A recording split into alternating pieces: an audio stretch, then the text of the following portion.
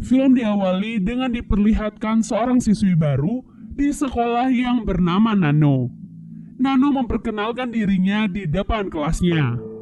Di kelas itu, terlihat dua orang lelaki, yaitu Cheng dan Nanai.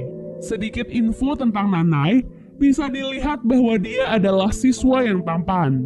Selain itu, dia juga termasuk murid kebanggaan sekolah dan cukup berprestasi di beberapa bidang. Tak heran ia menjadi idaman bagi semua siswi di sekolahnya. Namun di balik semua itu, Nanai adalah lelaki yang biadab. Ia tidur dengan hampir semua gadis cantik yang berada di sekolah itu. Beberapa dari mereka bahkan hamil dan melakukan aborsi.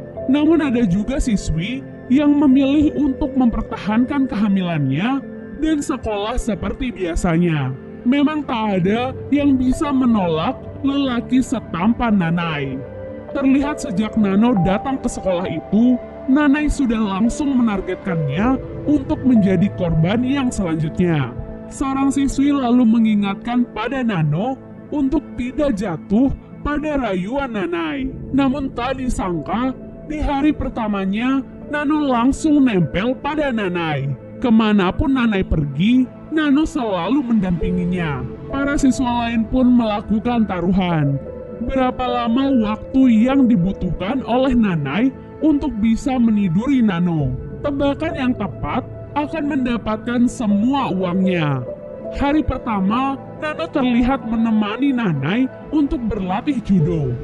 Di hari kedua, Nano kembali menemani Nanai untuk melakukan pemotretan di sekolah. Sampai di hari ketiga, taruhan itu masih terus berlanjut.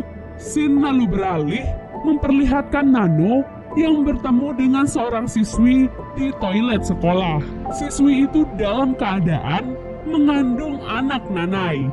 Ia pun memperingatkan kepada Nano untuk tidak dekat dengan Nanai jika tak ingin berakhir sepertinya. Kemudian tepat 3 hari, 3 jam, dan 33 menit pertemuan antara Nano dan Nanai, mereka akhirnya melakukan hubungan intim. Setelah itu, kabar tentang Nanai dan Nano pun langsung disebarkan oleh Nanai sendiri. Taruhan pun dibuka untuk melihat tebakan siapa yang benar. Tiba-tiba Nano memasuki kelas itu dan murid-murid lainnya menjadi tak enak kepada Nano. Namun Nano malah dengan santuy duduk di atas meja dan membantu membuka tebakan dari teman-temannya. Tak diduga, ternyata pemenang dari taruhan itu tak lain dan tak bukan adalah Nano. Nano pun membawa semua uang yang ia dapatkan dan langsung menghampiri Nanai sambil berkata, siapa yang sebenarnya dipermainkan di sini. Keesokan harinya, Nanai berlatih judo dalam keadaan yang lemah. Setelah berlatih, Nanai bahkan merasa mual. Kemudian Nano tiba-tiba datang dan menghampirinya. Ia menatap Nanai dengan tatapan mengejek. Nanai pun memaksa Nano untuk berhubungan dengannya, namun sayang, Nanai malah tak merasakan apapun. Bahkan ketika di luar kelas, Nanai memutuskan hubungannya dengan Nano. Pada awalnya, Nano menangis dan berkata bahwa ia tak mau putus.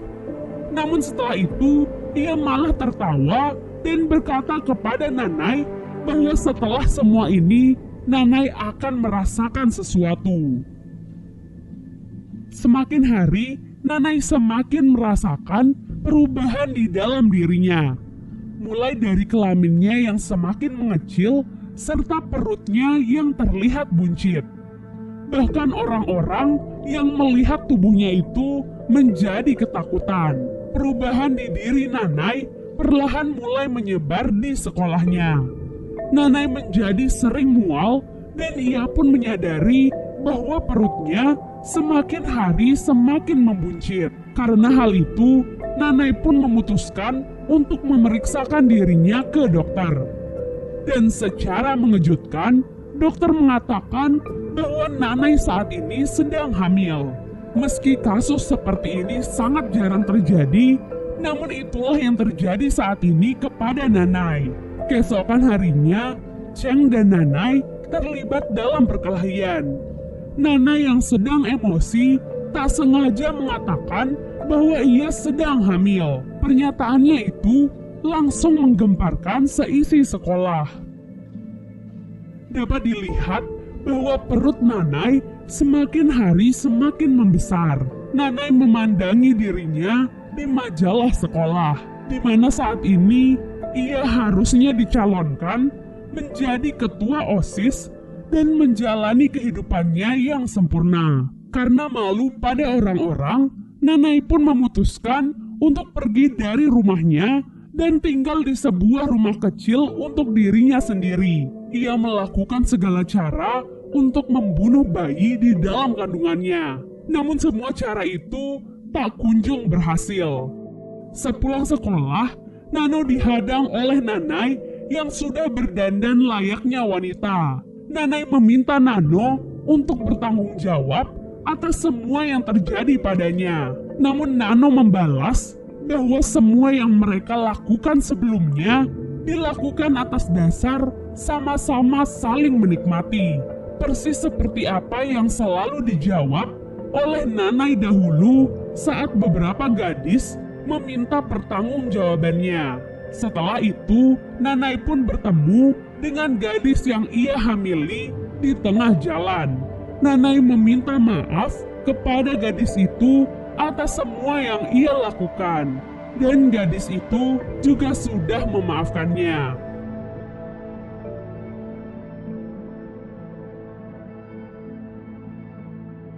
Beberapa hari kemudian, Nanai pun melahirkan bayinya.